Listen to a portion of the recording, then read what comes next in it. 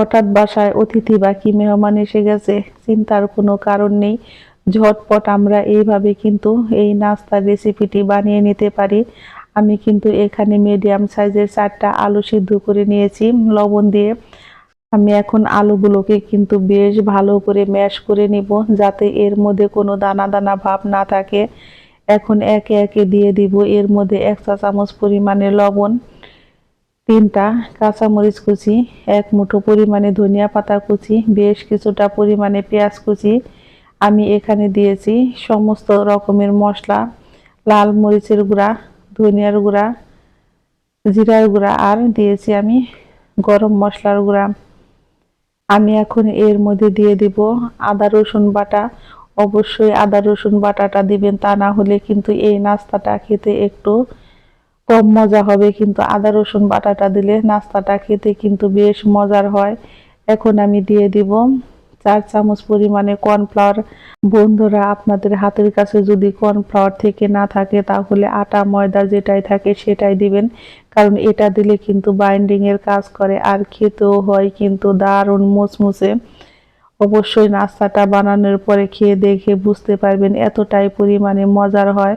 বানানোর পরে কিন্তু এটা এতটাই পরিমাণে মজার হয়, প্লেট কিন্তু খালি হয়ে যায়। আমি কিন্তু এগুলোকে বেশ ভালো করে মেখে নিয়েছি। আর নিয়েছি আমি 2 প্যাকেট লুডোস। লুডোস গুলোকেও কিন্তু আমি এইভাবে একটু গুঁড়ো করে নিব।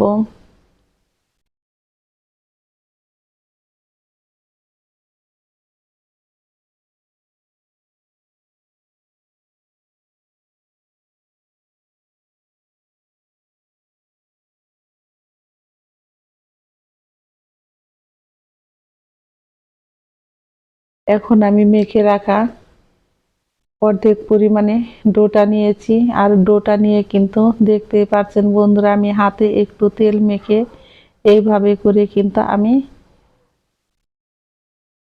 এখন খুব ভালো করে একটা শেপ দিয়ে নিব। আর তেলটা অবশ্যই হাতে লাগিয়ে নেবেন, হাতে লাগিয়ে নিলে তেলটা হাতে লেগে ধরবে না, আর এটা শেপ দিতেও কিন্তু একদম সহজ হবে।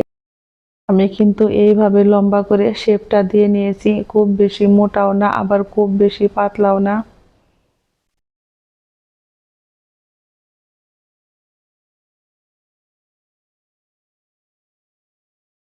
এখন আমি ছুরির সাহায্যে কিন্তু চৌকো চৌকো করে কেটে নিব। আপনারা চাইলে অন্য রকমের শেপও দিয়ে নিতে পারেন, তাতে কোনো সমস্যা নেই।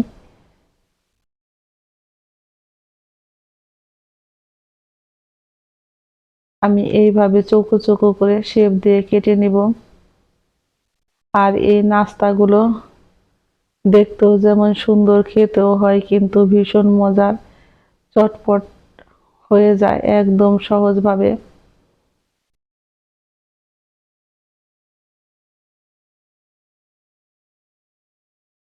আমি আবারও একটা ডো নিয়ে আপনাদের সুবিধার জন্য এইভাবে একটু দেখিয়ে দিব। বন্ধুরা, দেখতেই পারছেন আমি কিন্তু ডোটা নিয়ে হাতে একটু তেল মেখে এইভাবে একটু চাপ দিয়ে কিন্তু এরকম শেপ করে নিয়েছি। এখন আমি কিন্তু একটা ছুরি দিয়ে এইভাবে চৌকো চৌকো করে কেটে নিব।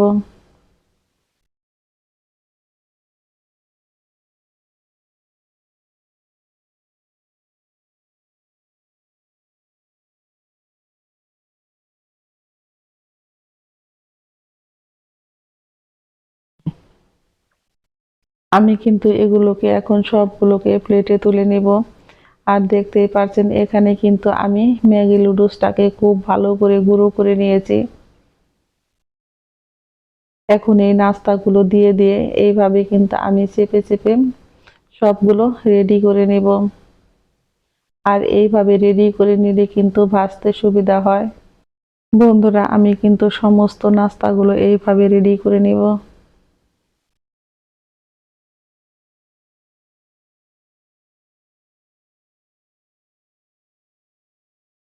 আমার নাস্তাগুলো কিন্তু রেডি হয়ে গেছে। চলে যাব চুলায়। চুলায় আমি কড়াইতে কিন্তু তেল গরম দিয়েছি। আর তেলটা কিন্তু খুব গরম করা যাবে না, মিডিয়াম গরম করে আমি কিন্তু একদম লো আছে এগুলোকে এখন খুব সুন্দর করে ভেজে নিব। এই পর্যায়ে আমার নাস্তার রেসিপি একটুও যদি বন্ধুরা ভালো লেগে থাকে অবশ্যই একটা লাইক করবেন, কমেন্ট করবেন এবং যারা আমার নতুন বন্ধু আছেন তারা আমাকে একটা সাবস্ক্রাইব করতে ভুলবেন না। আমার নতুন এবং পুরাতন সকল বন্ধুদের জানাই আমি অসংখ্য ধন্যবাদ। আমি কিন্তু নাস্তাগুলোকে এইভাবে এখন উল্টে পাল্টে খুব সুন্দর করে ভেজে নিব। নাস্তাগুলো যখন এক পিঠ হয়ে যাবে তখন কিন্তু উল্টাতে হবে। আমি কিন্তু এইভাবে চুলার আঁচটাকে মিডিয়ামে রেখে খুব সুন্দর করে উল্টে পাল্টে গোল্ডেন কালার করে ভেজে নিব। দেখে বন্ধুরা অবশ্যই বুঝতে পেরেছেন কত সুন্দর একটা কালার এসেছে।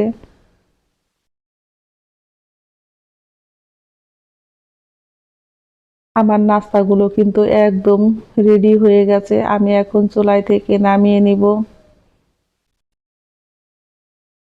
এগুলো নামানোর সাথে সাথে কিন্তু শেষ হয়ে যায়, এতটাই পরিমাণে মজার হয়।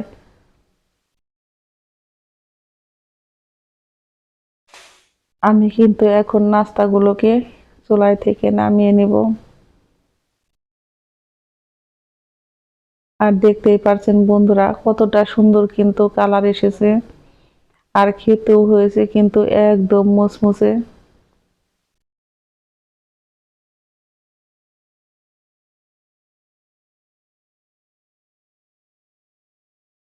এখন আমি বাকি নাস্তাগুলো এইভাবে ভেজে নিব।